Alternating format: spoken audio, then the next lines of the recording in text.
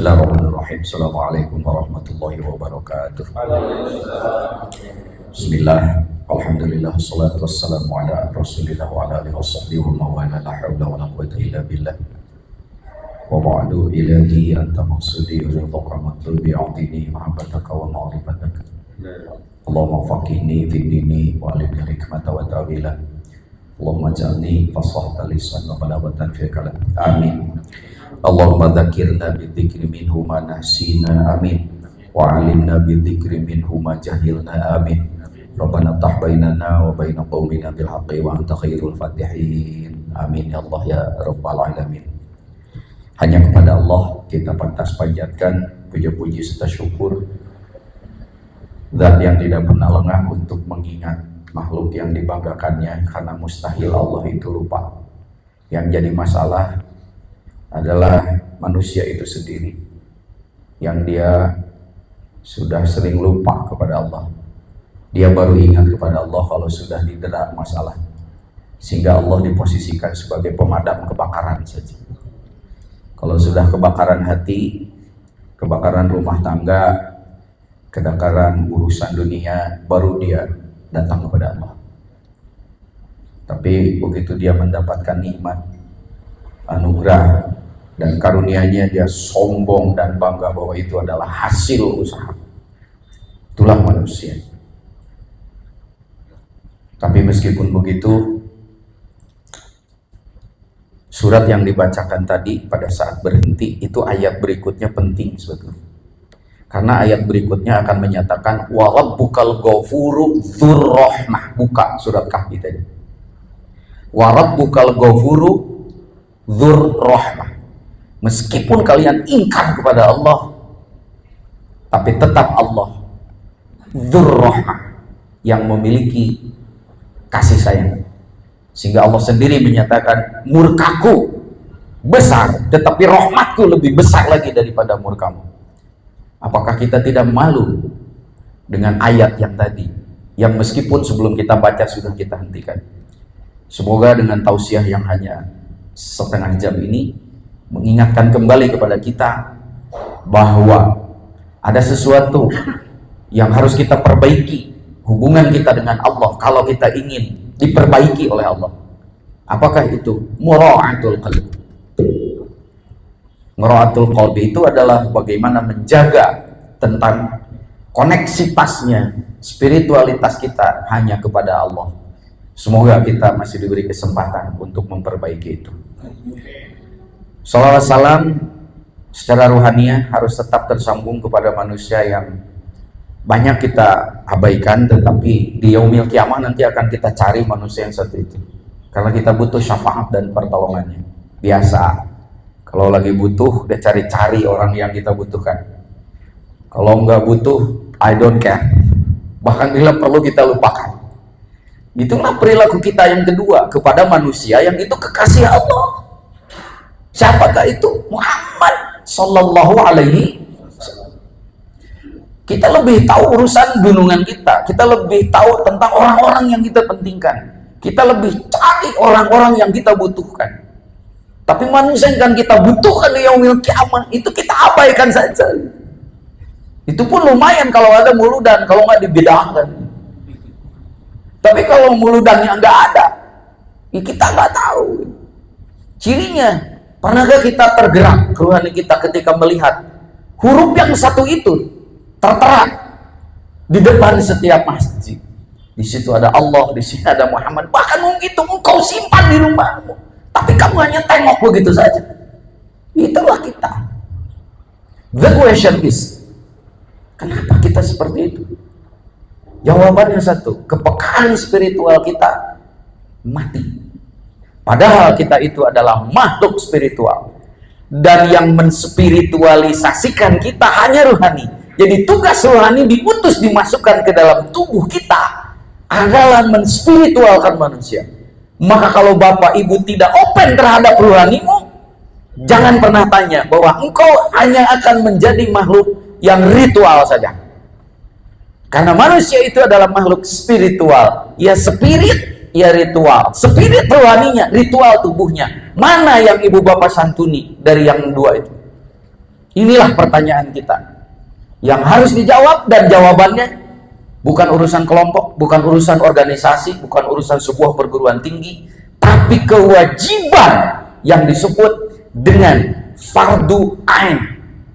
Fardu ain itu kewajiban yang tidak bisa diwakilkan kepada siapapun. Itu kewajiban ibu bapak sendiri. Anda datang ke dunia sendiri, wasaya'uduna furoda, pulang sendiri-sendiri, pertanggungjawaban sendiri-sendiri. Pertanyaannya, jangan sampai ruhanimu mati sebelum waktunya. Yang saya hormati ibu pimpinan, ibunda kita doakan semoga beliau dalam mengemban amanah ini senantiasa ada di dalam lindungan Allah. Yang saya hormati para dosen semua yang memiliki tanggung jawab, dan jangan hanya beranggapan bahwa tanggung jawab ini hanya masalah akademik. Berapa? Kenapa? Ada tanggung jawab spiritualnya tentang anak didik kita. Pertanyaan yang menarik adalah, kenapa spiritualitas kita melempem? Kenapa spiritualitas kita hanya memposisikan Allah sebagai pemadam kebakaran? Jawabannya panjang. Karena di dalam Islam, dari sejak manusia, kita hitung saja nih, ini kan pasti ada jurusan kebidanan, ada jurusan keperawatan, tahu tentang bagaimana manusia itu lahir ke dunia. Kita lihat titik awal spiritualitas manusia lahir ke dunia. Begitu lahir ke dunia, agama memberikan tuntunan. Ada yang sering kita sebut walimah 4 bulanan, pernah kita dengar, meskipun itu dibedakan gitu. Tapi mari kita lihat Quran surat Al-Mu'minun ayat 22, 23 dan seterusnya menggambarkan apa yang terjadi ketika janin usia 4 bulan. Ternyata rahasianya luar biasa. Karena pada saat 4 bulan itulah Allah meniupkan inti spiritualitas itu. Apakah itu? Ruh. Wa nafakhtu fihi min ruhi, itu pada saat 4 bulan. Apa yang kita lakukan pada saat menyambut ruh itu? I don't know. Qadha hayyun fir rahim, dalam salah satu metodologi penspiritualitasan manusia itu kadang diabaikan. Karena pada saat itu seharusnya sudah mulai treatment spiritual.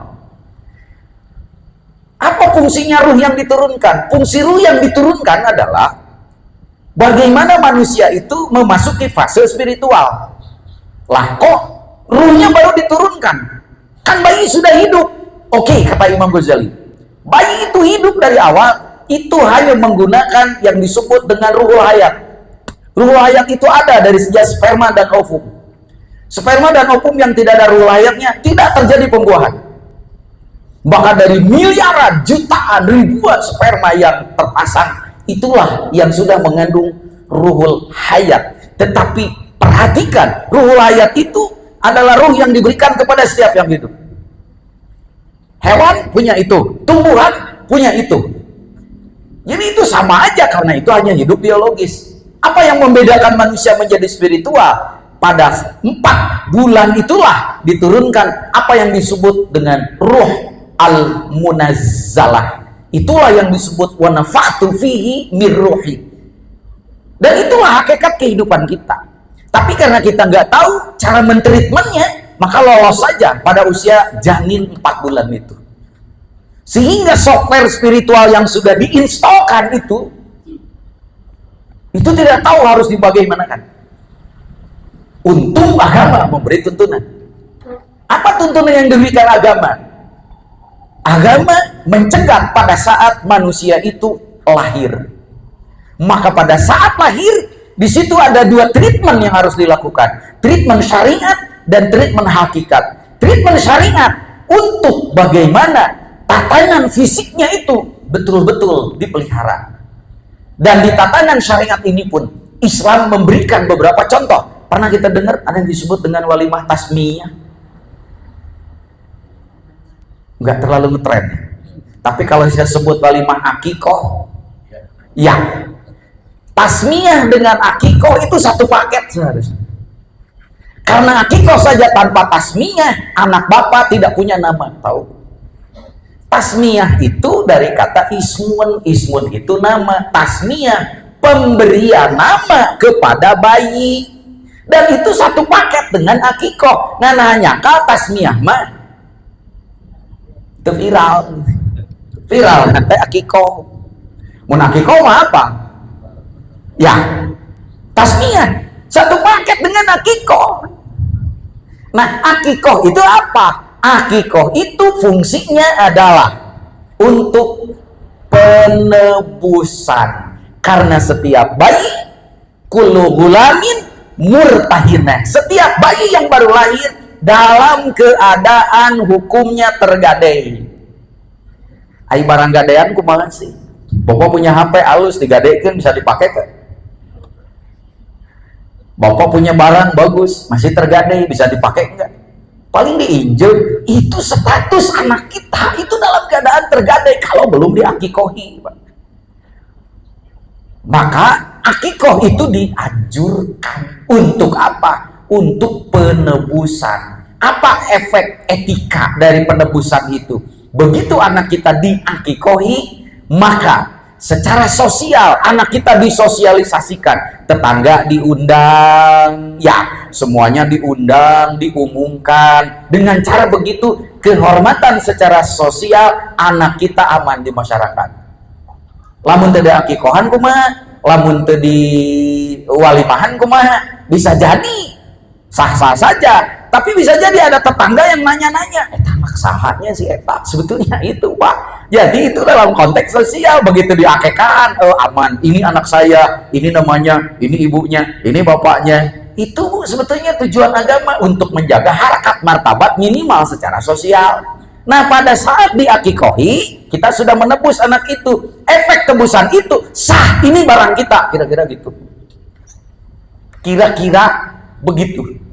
Maka pada saat diakikohi, di situ terjadi tasmiyah. Tasmiyah itu apa? Memberi nama dari kata ismun. Maka pemberian nama itu pada saat itu.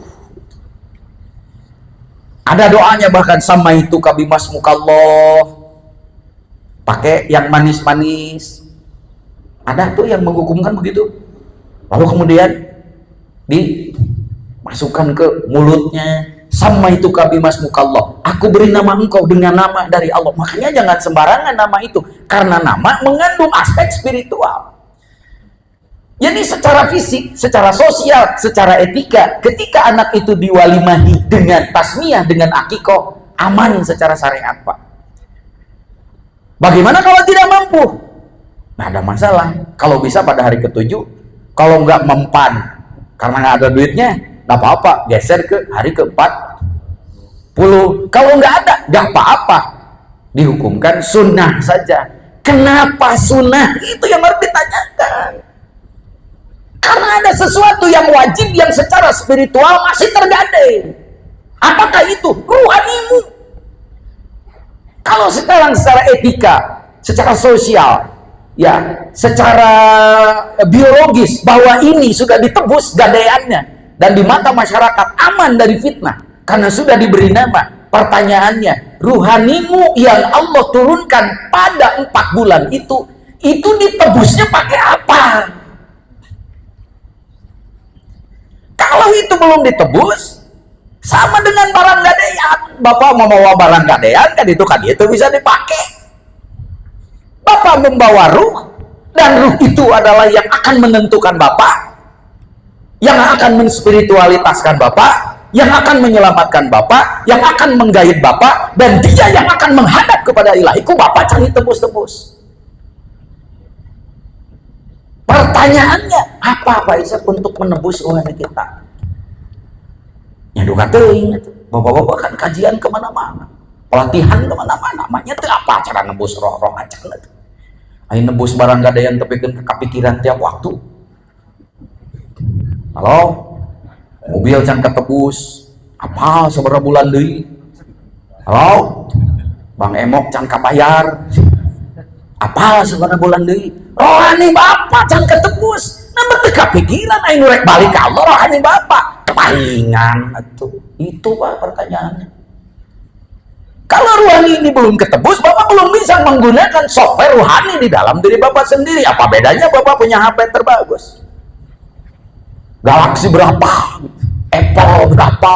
iPhone berapa? Tapi itu bisa diaktifasi. Apa yang terjadi? Software lain yang akan aktif di dalam diri manusia. Apakah itu? Nafsu. Karena ketika manusia hidup, ada 3 agregat. Saya sering menyampaikan kajian ini di mana-mana. Ada jismanimu, ada rohanimu. Tapi ketika rohani masuk kepada jismanimu, ada agregat ketiga yang memiliki karakter antara jismani dengan rohani. Di jam saya 20 menit lagi. Nggak bisa tenang, Pak. Udah kontrak setengah jam. Kalau mau nambahin, wani piro. Jadi kalau begitu Pak Esa, apa untuk menebus dan mengaktifasi rohani kita? I don't know. Bapak tukang kajian, Pak. Bapak dosen kan, sok mamatahan ke mahasiswa. Jadi Bapak mamatahan mahasiswa, kunaon udah lain ku rohani. Dijamin bukan dengan rohani, Pak. Jangankan mamatahan mahasiswa, mamatahan diri sorangan gitu bisa. Nah, dan mamatahan diri sorangan, mana bisa iwati rohani Bapak. Karena dia tugasnya menspiritualitaskan Bapak. Kalau rohaninya tidak aktif, lucu. Jadi apa yang aktif? Pasti software yang lain, Pak. Pasti software yang lain. Cek, silakan. Apakah itu? Agregat software yang ketiga. Apakah itu? Nafsani. Apa isi nafsani? Nafsu. Punten, nafsu lainu eta wae, lainu ngenap-ngenapen susu wae lah. Itu mah indikator bahwa nafsu itu ada. Jadi yang aktif apa? Ya software itu, rohaninya. Ada tahu kan kok Bapak belum diaktifasi. Makanya jangan kaget. Tadi membaca surat Kahfi, ada berapa orang sih yang benar-benar ikut membaca dan mendengar? Minimal simaan. Ada yang ikut? Surat Kahfi eta teh kalam Allah. Nah, Bapak hare-hare itu bukan HP, bukan aplikasi. Untuk temukan video porno mun aya di dieu meureun CCTV mah apa nu tadi dibarukan naon hiji. Tanya ke diri sendiri, kenapa ayat Al-Quran itu kok tidak memberikan daya tonjok tersendiri? Karena rohaninya nggak aktif. Ketika tadi surat Kahfi dibacakan, are-are, bahkan ayat nu ngagerem yang di dalam diri. Tegera anggeusnya jam sabaraha ieu teh geus gelisah di situ teh. Siapa itu yang begitu? Nafsumu, karena rohanimu. Saya ngomong begini, engke banyak nu geremyeng, Pak. Kemana ya si Pak Isa ngomong naon deui si eta mah lamun ngomong teh sok nyindiran we. Kitu si eta.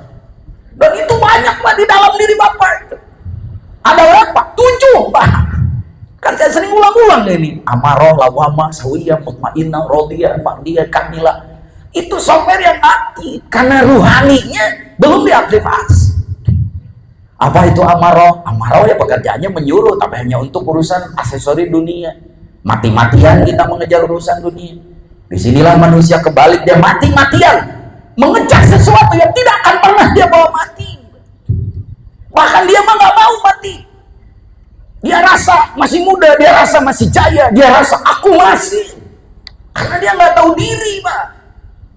Tapi itu ujian dari Allah yang Allah berikan kepada Bapak. Karena di balik amarah ini yang jeleknya ada juga yang baiknya, tapi Bapak tidak tahu mana yang baiknya.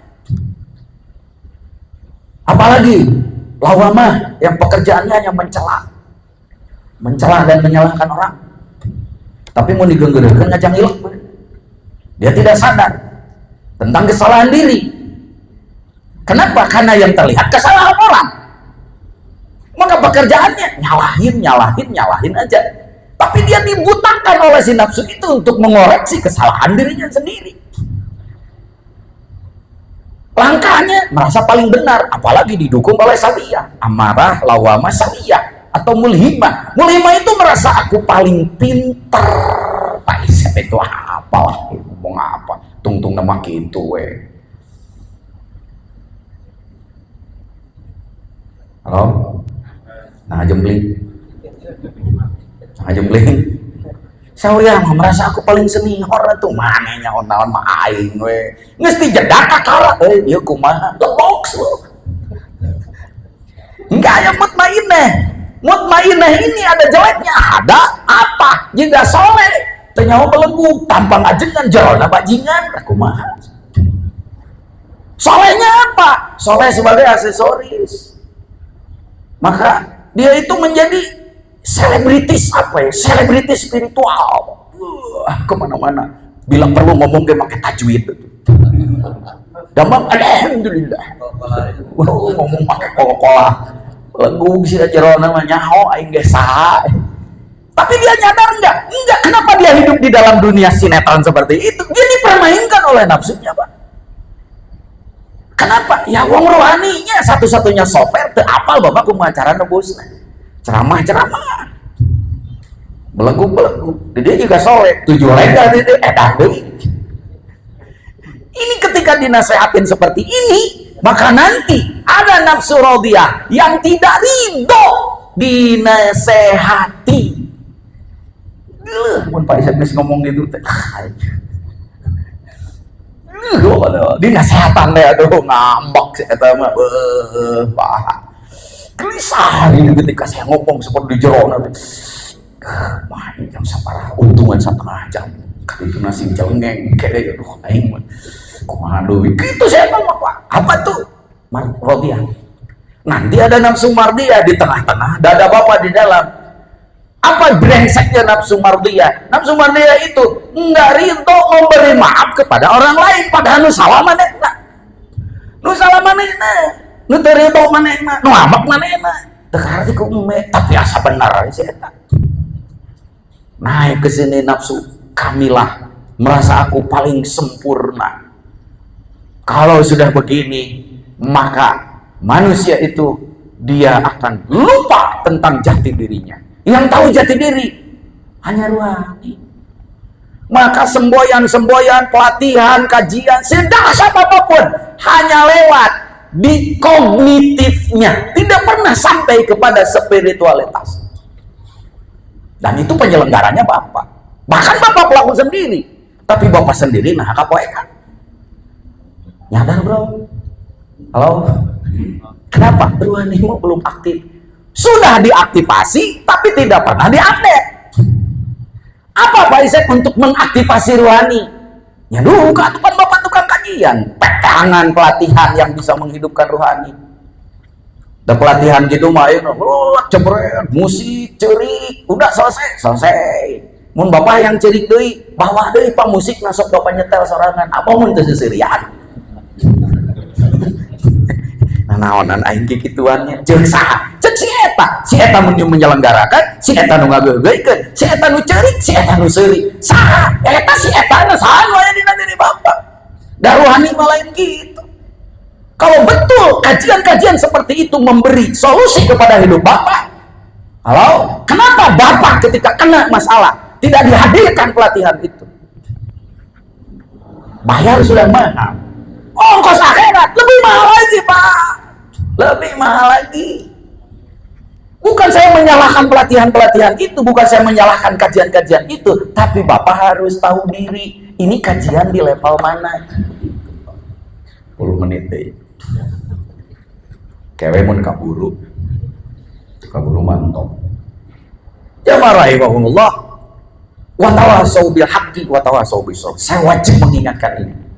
Karena di antara bapak-bapak ada yang sudah pernah saya beri, pernah saya bawa, pernah saya hadapkan kepada orang yang membawa risalah dari Nabi. Karena salah satu Nabi itu utusannya adalah menspiritualitaskan diri manusia. Maka tanpa ketemu dengan manusia ini, ruhani manusia itu sampai kapanpun tidak akan pernah hidup. An-nasu niyamun idza mata intabahu. Seluruh ruhani manusia itu dalam keadaan tidur. Idza mata intabahu. Ketika mati, baru ruhaninya itu bangkit. Bade juga gitu. Mah wilujeng. Geuning ieu teh paeh teh. Ya, itu gerak kamari kemana wae tuh bro.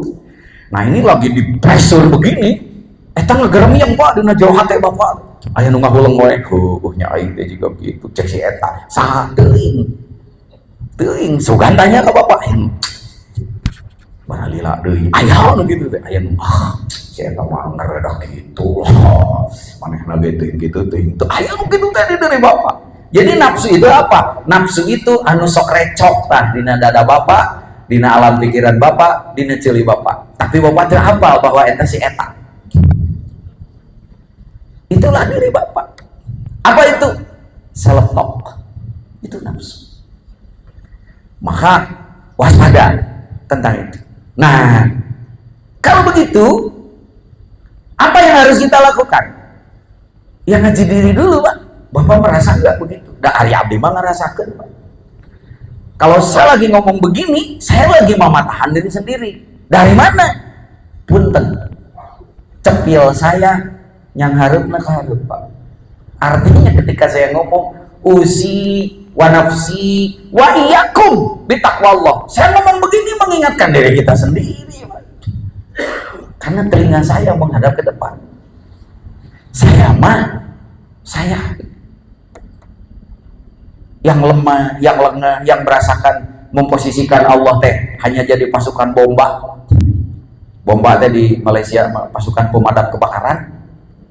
Waduh, setelah tahu itu teu mah tiap saat nyungkruk sujud naon ge sieun, Pak, sieun.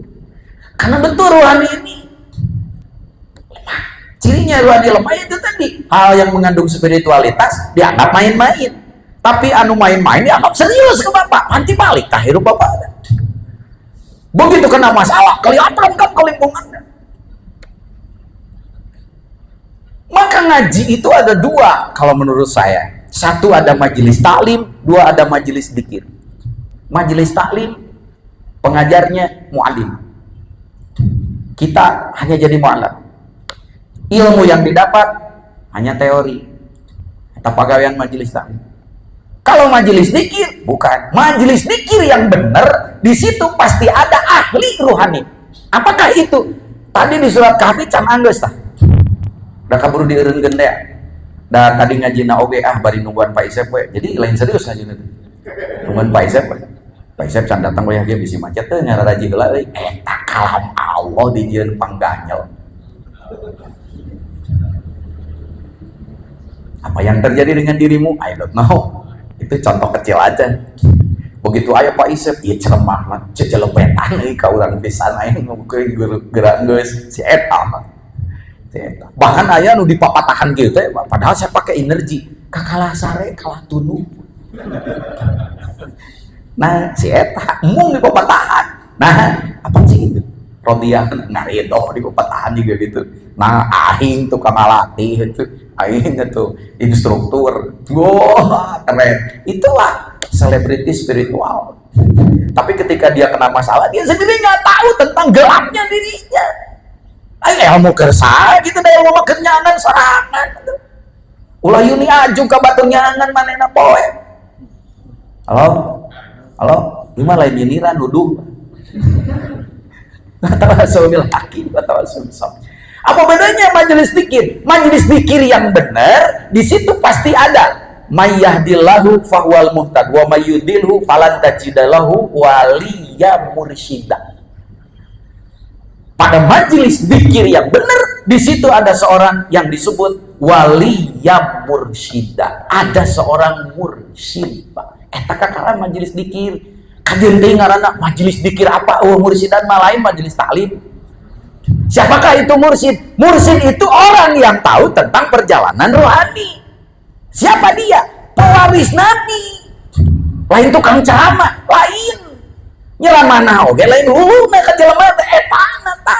Karena tugas dia merohanikan manusia. Bongan loba jelema nu teu apal kumaha cara ngaktifasi rohani. Ari ngaktifasi iPhone apa? Ari ngaktifasi rohani. Bapak teu bisa. Kunaon atuh bapak eta ka counter gini kan? Counter rohani, majelis dzikir, Pak. Maka begitu datang ke majelis dzikir yang tahu tentang rohani manusia. Oh, ieu mah punten geus kena virus, Pak. Virus naon? Nyeduh ka virus hutang, virus goreng sangka, virus naon. Wes Pak di upgrade ulang we nya. Mung data nu sanes kahapus, mangga, mang ari HP mana? Ai diri sorana nu pinuh ku virus, di upgrade mung. Sama rahimahullah. I don't know. Wali yang mursyida. Tapi kalau bapak-bapaknya surat Al-Kahfi nu tadi kenway tadi teu kahaja ge nungan Pak Isep Hungkulnya memang datang. Teruskeun Pak maca surat Kahfi. Tadi teh tepi ka ayat eta. Terusannya saya nggak tahu ayat keberapa. Tapi tadi terusannya wa rabbukal ghafuru dzurrahmah.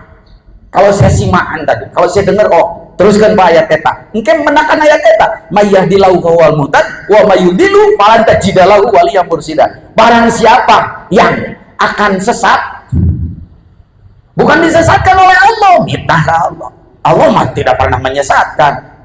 Kamu aja yang menyesatkan diri. Bapak tidak mau kegoda karena Bapak tukang goda. Sampai ngomong ke awewe, godain aku dong. Itu kan. Ini Pak, barang siapa yang akan disesatkan, mayyahdilahu.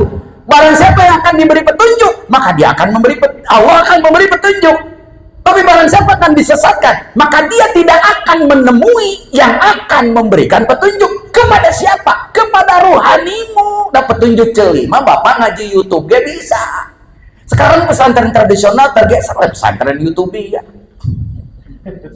Iya, kitab lagi kan ibu-ibu mah TikTokiyah, Instagramiyah. Iya kan sekarang itu kita bacaan ibu Quran mah teuing kewe maca Yasin amun geus aya juri di mah atawa salaki geus teu bae kakarau maca surat Yasin. Itu Quran dibikin sebagai pemadam kebakaran, Allah sebagai pemadam kebakaran. Apa itu tidak penghinaan dan pelecehan kepada Allah Tuhanmu yang telah memberi segalanya? Sabager-bagerna salaki anggar tetap salingkuh. Ku salingkuh ge ibu lieur komo 2 lingkuh 3 lingkuh tuh. Terus salingkuh ge Bapak ngalingkuh-lingkuh maneh. Apa hidup seperti ini? Pak Isep untuk itu mah kudu jadi sufi. Harus jadi sufi, tapi cukup sufi itu hatinya saja, baju nama kudu keren. Jadi kalau ada sufi rudin, punten Pak, salah kaprah. Sufi itu kodunya aja, hidupnya harus keren. Lihat tuh si Abdul Qadir Jailani, senal naoge ditaretes inten. Jubah naoge atuh paling hade kan aya nu menta dibikeun. Bapak mah lain, pake heula tapi kabelel. Geus belel karena dibikeun. Ngomong juga sufi pakai tajwid, juga nya. Waduh, apa yang terjadi dengan kita? Jeung sirikan we dari sarangan tong yang sirikan batur sih di baledog. Kalau tidak ketemu guru mursyid, kita gak bakalan tahu rohani kita diaktifasinya apa. Itu pentingnya punya guru mursyid, bukan guru tuduh. Guru tuduh mau Pak, tukang mere training, dosen, kiai, ustad, yang ketika ceramah di majelis taklim namanya, yang dihasilkan ilmu. Apa hasil ilmu? Teori Pak. Terus dipakai mas. Contoh, Bapak datang ke majelis taklim. Nih, ada keterangan. Syekh Al-Jariri mengatakan begini. Man lam yakun bainahu wa bainallahi ta'ala at-taqwa wal muraqabah lam yasil ilal kasfi wal musyahadah. Barang siapa yang antara dia dengan Allah tidak memiliki takwa dan muraqabah, maka dia tidak akan sampai ruhaninya itu merasakan apa yang disebut dengan al-kasfu wal musyahadah. Al-kasfu itu ya apa? Kasyaf. Musyahadah itu apa? Penyaksian. Asal luhur teuing Pak Isep cek saha eta mah gagal paham nu ngajelaskeunana. Tapi mari kita lihat apa bedanya kajian di majelis taklim dengan di majelis dzikir yang dipimpin oleh seorang mursyid. Ketika seseorang mengatakan manusia itu harus takwa, mun ngaji di majelis taklim apa yang didapat? Teori Pak. Takwa adalah ini. Khasiat takwa ini, orang yang bertakwa akan begini. Hanya sampai di situ majelis taklim. Pertanyaannya, kumaha supaya caranya takwa? Moal bisa, moal. Nah, itulah bedanya kajian di majelis dzikir. Kalau di majelis dzikir mah one step ahead di atas itu. Maka konsep-konsep tadi di majelis dzikir itu adalah SOP-nya. Tengah dongengkan kumaha takwa. Tengah dongengkan apa itu definisi takwa. Tapi yang didongengkan kumaha caranya jelema boga takwa. Itu Pak. Dari mana? Nabi, ketika Nabi ditanya, "Hai para sahabat, iman kita itu kadang-kadang kembung, kadang-kadang kempes. Perbarui. Apa kata para sahabat? Kaifa nujaddidu ya Rasulullah? Bagaimana cara memperbaruinya Rasulullah? Rasul langsung turun ke SOP. Bikasroti qauli la ilaha illallah. Dengan cara banyak mengucapkan la ilaha illallah. Berhenti di situ? Enggak, dikejar oleh Ali. Ya Rasulullah, nah atau seurah tuh abdi karena dikir mah. Bahkan dikirna oge beda ti batur, tapi nah biasa-biasa we. Cek Rasulullah, jangan main-main kamu. Dikir itu kalimat yang diucapkan dari seluruh nabi. Tiba heula nabi tapi ka ayeuna eta la ilaha illallah. Iya, I know ya Rasulullah, I see ya Rasulullah. Tetapi bagaimana caranya? Cara itu metode itu epistemologi. Jadi lamun dina ilmu mah filsafat ilmunya Pak, bukan ilmunya sebagai produk. Maka kata Rasulullah, kalau kamu mau sampai ke situ, karena tidak ada kalimat yang paling cepat menyampaikan, hatimu bangkit, hatimu hidup, ruhanimu aktif, nyambung lagi kepada Allah. Tidak ada lagi kecuali dengan kalimat la ilaha illallah. Dan kalimat ini yang akan membawa ruhanimu sampai kepada Allah. Dialah murokmu. Setelah diberitahu itu kata Ali, kalau begitu bagaimana ya Rasulullah? Masuk kepada tata cara, itu yang mahal Pak. Eta majelis dzikir ngaranna. Gimana caranya? Pejamkan matamu Ali, tundukkan kepalamu, ikuti aku. Ketika aku mengucapkan ini, ikuti oleh kamu 3 kali. Itu tata cara Pak. Dan ilmu itu yang hilang dari kita. Tapi ilmu teori nama ayat di mana-mana. Maka ketika ditanya ya Rasulullah, bagaimana kami supaya memiliki takwa? Lain takwa itu apa? Definisinya apa? Khasiatnya apa? Bukan. Bagaimana supaya aku memiliki takwa itu? Karena takwa itu perilaku sebagai akibat. Ikhlas itu perilaku sebagai akibat. Khusyuk itu perilaku sebagai akibat. Ridho perilaku sebagai akibat. Dari apa? Dari adanya software. Setelah ruhaninya diaktifkan, baru software itu dimasukkan ke sana. Nanti perilaku-perilaku itu muncul sendiri. Tanpa itu wacana. Kan Bapak ge apal takwa. Tapi kumahnya yang boga takwa jeung praktekeunana aduh kan. Pokoknya mah apa yang tergeletak dibawa, mangihrana bawa. Takwa. Mursyid itu maka misalnya di kajian majelis dzikir, apa itu takwa? Rasul simpel aja, at-taqwa hahuna. Takwa itu apa yang terinstall di sini. Berarti ada software nu kudu diinstalkeun heula di dinya. Di sini itu di mana? Di kolbu. Kenapa kolbu? Karena kolbu pintu ruhani. Tanpa kamu menghidupkan kolbu, mengaktifasi kolbu, ruhanimu sampai kapanpun tidak akan pernah hidup. Kalaupun hidup, tidak tahu bagaimana cara membimbing, menghidupkannya, mengaktifasinya. Apakah itu? Itulah yang disebut dengan ijazah. Ijazah ilmu, satu-satunya ilmu yang bisa menghidupkan rohani kita. Bukan hanya menghidupkan, menebus rohani Bapak. Jadi dengan ini baru tertebus rohani Bapak. Kalau tanpa ini, sampai kapanpun tidak akan bisa. Mungkin kena dengan hadis yang tadi. An-nasu niyamun. Semua manusia ruhnya dalam keadaan tidak aktif. Idza mata intabahu. Ketika dia mati, baru ruhaninya bangkit. Dahari nu bangkit ruhanina mapunten. Nanti si nafsu-nafsu yang 7 yang merusak karakter manusia itu oleh ruhani satu-satu Pak. Sisi yang negatifnya itu punten didafrak. Amarah nu gorengna piceun ku si eta. Ku kalimah itu, kalimah apa? Kalimah la ilaha illallah. Bagaimana cara mendapatkan ijazah itu? Sebagian dari dosen ini sudah pernah ada yang saya bawa, yang saya talkin. Kenapa Bapak abaikan kalimat itu? Bapak menganggap enteng sama la ilaha illallah. Nih, saya buktikan. Dia tukang baca Asmaul Husna. Ya enggak? Setiap belajar Asmaul, dosen harus baca Asmaul. Bapak cek ketika yang tukang baca Asmaul Husna mereka meninggal, ke sakaratul maut dititah maca naon? Jawab. Nah, itu lain maca Asmaul Husna. Taginan dah nukan kakan sakarat ditah maca Asmaul Husna. Bukan saya melarang baca Asmaul Husna, Bapak sih pintar menghadapi detik-detik yang kita semua akan menghadapi saat-saat kritis itu. Di dia ayat tukang adan, begitu sakaratul maut dititah adan. Di dia yang tukang maca Quran, hafid Quran 30 juz. Ketika mereka sakaratul maut disuruh baca Quran, boro-boro disuruh baca apa? Aduh nah, aikana la ilaha illallah manilulucon. Ari kana kalimah-kalimah anu sejen dilaurkeun pakai musik. Itu mah dicogedan atuh.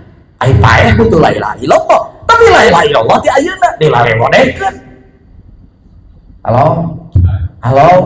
Ulah pinter kebringer atuh, Pak. Bapak salatna eueuh pikiran. Abdul dzikri fa'lam annahu la ilaha illallah. Terjadi salat lagi. Di mata Allah, di mata fikih jadi. Jadi itu sah. Di mata Allah, cantang tuh dan nepi ka Allah lain awak Bapak. Bapak sujud nepi kana sajadah.